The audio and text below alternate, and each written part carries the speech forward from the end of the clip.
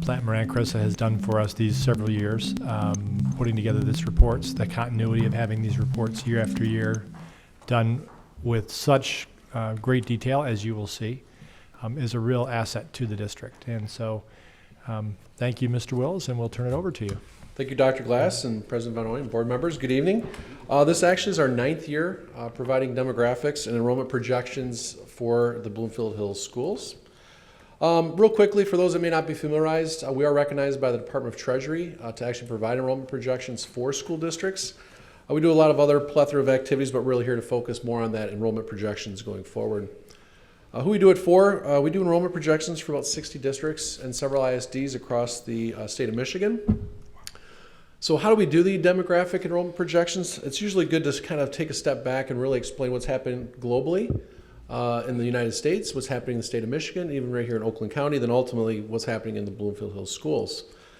On the upper left, this is an article from the Pew Research, who's been tracking live births since 1920. Congratulations, 2016 was an all-time low for fertility in terms of 62 births per thousand. You'll see a direct relation to that in the middle in the state of Michigan. So congratulations to anyone born in 1958. You're at the very top peak of that mountain.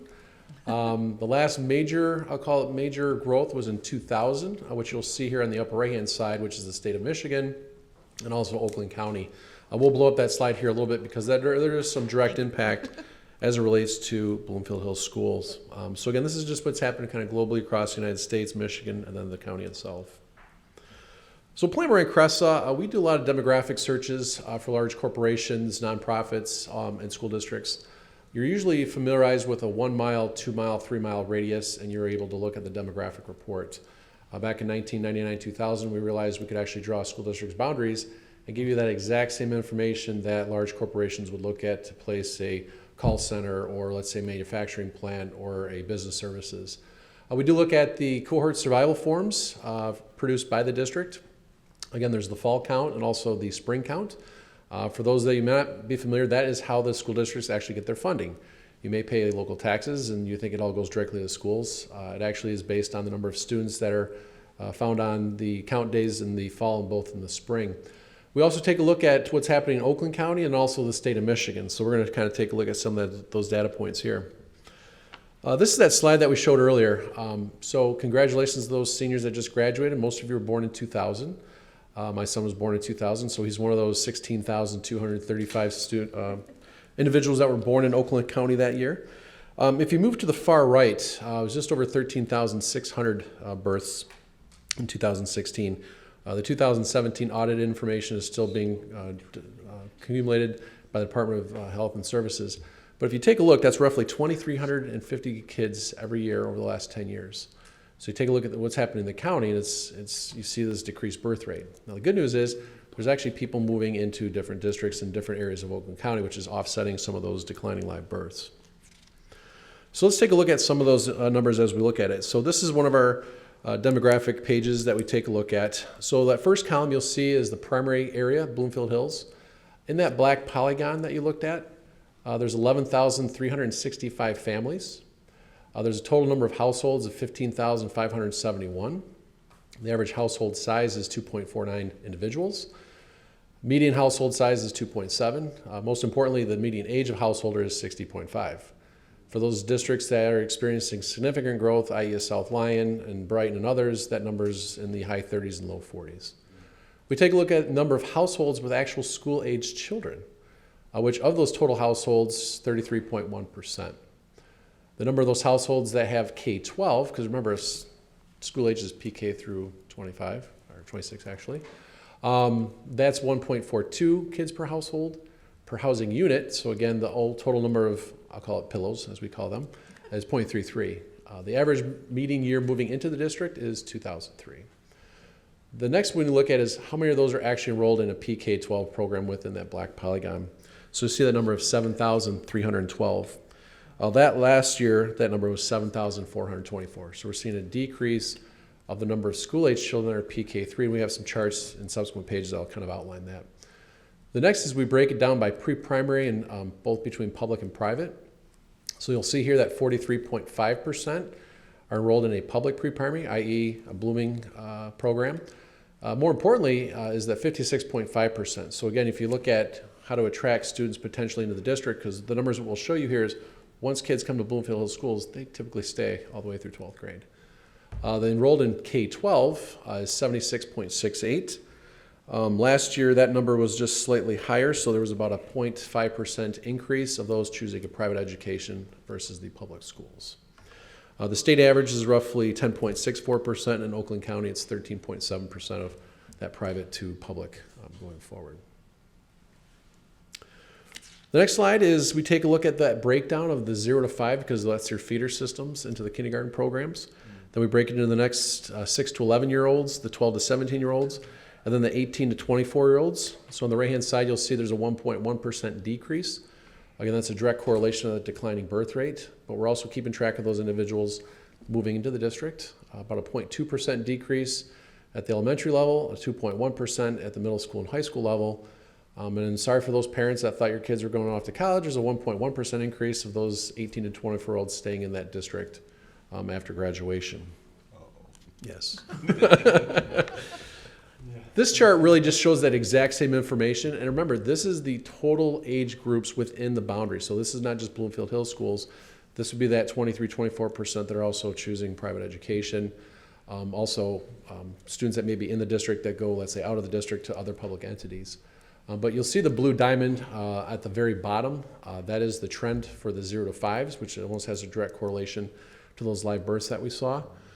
The 12 to 17-year-olds, if you had any middle school principals here, they'll say, yes, that is so true. As you look at your population of that 6th, 7th, 8th grade that's moving in. And then the 19, or the red squares is your current elementary going into middle school. And if you're a district that was very stable with enrollment, you'd want those lines to be as closely as possible. When you have a large difference between, let's say, the 17-16 on the far right and the 34-62 up in the top, the question is, can you have that many more students move into the district? Because we know it's not going to take place through live births. So the answer for Bloomfield, luckily, is yes. And so you're going to see some numbers that you'll see where you are growing with people moving into the district at that 4th, 5th, 6th grade level going forward. So again, this is just taking that same number of enrollment. This is all public schools K-12. So if you're on the right-hand side on 2022, you'll see 1996. Mr. Holler, don't worry, there's not 2,000 students, because if you take a look, about 23-24% are choosing that private, which leaves you about 1,500 students. So we know you also have some tuition-based, also some parents or students of teachers, et cetera, that really make up the high school population. So it's going to be a very steady at that level. There'll be a slight increase at the middle school levels and ultimately at the elementary school level. But again, I kind of look at that PK private of saying, what is our opportunity or capture potential? There's about 310 PK programs that you would look at potentially for some long-term strategic planning. So again, we take a look not just at live birth rates. We don't take a look at your straight cohort survivals. We take a look at what's happening with the district. So again, we look at number of people are moving into the district, the people that are moving out of the district, the number of households that are available to be filled. We get our information from Nielsen Claritas. So if you watch TV, swipe your card at Kroger, gas station, we're buying all that information really for our corporate clients, but we're able to share that with the school district as it relates to families, students, et cetera. And ultimately, we're here to do the report. So we're kind of at the tail end of this graph here. So I want to shift gears a little bit. And what we're going to show you in the next set of slides is actually what's called your full-time equivalency, or FTE, which dovetails very nicely to Ms. Kossik's presentation. When we did the master property planning, we actually looked at headcount. So some numbers that you see from this presentation, let's say from 2 years ago, are going to be different because this is all students that your foundation allowance is based on. So it's more of a budgeting aspect. We thought it would be appropriate with the budget discussions and season we have tonight. So we start in the upper left-hand side. You'll see start here. So that 2006 birth year, there was 14,367 births, of which your incoming kindergarten class of 304 kids resulted in a 2.11% capture rate of those births. Does everyone see that? Mm-hmm. So now we're going to slide to the right to the middle, so that thick black line with the red highlights. Everything to the left of that is your historical data. So in 2012, the birth rate was 13,307, which is 1,000 kids less. The good news is your capture rate is actually 2.62%, so you're almost up a full half a point from where you were 6 years ago. The way the chart works is if you take a look at the next level down, you'll see that secondary red arrow. You'll see those 357 students that were in 2016-17 kindergarten class. It works on a diagonal, so you drop over one column and down one row. From kindergarten to first grade, you ended up with 360 students at the first grade level, or roughly 100.89%. Do you all see that number? So that 0.89% represents that growth from the previous year. So when you tally all that up, there's actually 13 sections of grades from K all the way through 12. If you went right down that thick black line of historical data, over this past year, 10 out of those 13, while they're positive numbers, were less than the previous years. And so again, this is just some of those data points of what's happening at some of those grades. So a good example is when you start seeing a 104.29%, 103.92, you're actually capturing 3 to 4% from grade to grade over the long period of time. The good news is if you take a look at that 9th to 10th grade, you're picking up 6-7%, which is phenomenal from the 9th to 10th grade. And again, that's some of that movement that we see into the district. So at the very bottom of the page, your K-12 numbers of 5,401, that's your FTE number. Mr. Ford, you asked, what are we here for today? I said, well, we're here to see how good we did. So we're roughly within less than 1% of accuracy from last year. So again, from a budgeting level, it's a level of comfort, I think, as Ms. Kostik's looking at projecting out next year. And it is difficult because you're not sure what the state's going to get, who's going to show up in October for the fall count, et cetera. But at the end of the day, we're looking at about a 1 to 1.5% growth over the next 5 years. So you're seeing a slight uptick in overall enrollment with FTE, which is great. Because again, as I think as Trustee Barron mentioned, is expenses will still go up. And so the only way is to grow that population, which we think you're going to do quite successfully.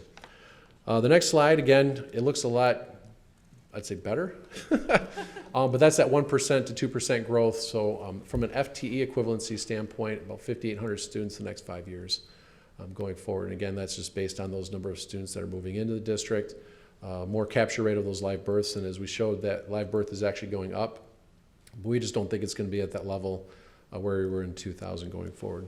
So with that, I'll turn back over to, my last slide, forgot. My takeaways. So this is kind of a snapshot in time. So in that black boundary, the total population is actually going up. As we mentioned, it's traditionally at that older population. So again, those with families, the median age is up to 59.1. The number of families, again, that's basically birth through 26, is still going up. But if you take a look at that population, again, there's roughly 1,735 0 to 5s, again, that's your feeder pattern for the next 5 years. You look at those 3,500 that are going out the door. So again, that's that question of hopefully the economy keeps up, hopefully the interest rates stay low, that people are able to transition those homes.